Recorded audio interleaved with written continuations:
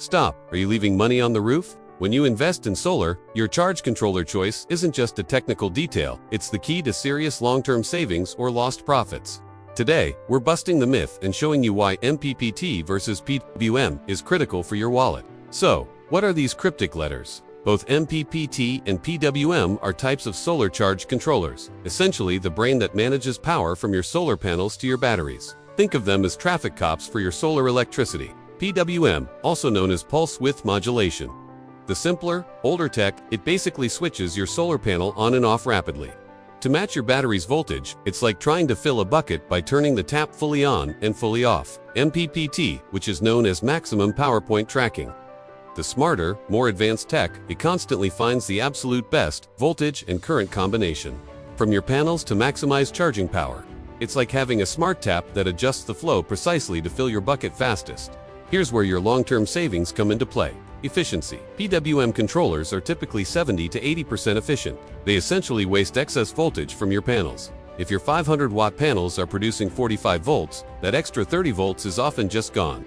Suppose your panel generates the power at 45 volts and 13 amps, and the connected battery is 12 volts. The PWM will keep the amps same, that is 13 amps, and will reduce the voltage to match the battery's voltage, and bring it down to 14 volts. Now you get it why PWM generates less power. MPPT controllers, however, are 95 to 99% efficient. They convert that extra voltage into usable current. This means your MPPT controller can take 45 volts from your panel, convert it, and give your 12 volts battery much more usable power.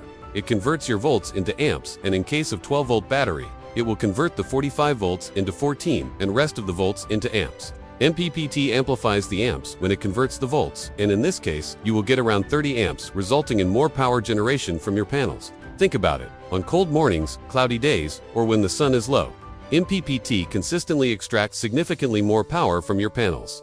Over months and years, that 15 to 20% extra efficiency directly translates into thousands saved on electricity bills and faster battery charging cycles. Now, you might be thinking, MPPT sounds great, but it costs more. And yes, initially, an MPPT controller can be 20 to 30% more expensive than a PWM of similar capacity. But this is where the long-term thinking pays off. That extra upfront cost is often recovered within 1 to 2 years, just from the increased power harvest. After that, it's pure savings. You get more electricity, faster battery charging, and extend the lifespan of your overall system because it's working optimally. So, which is right for you?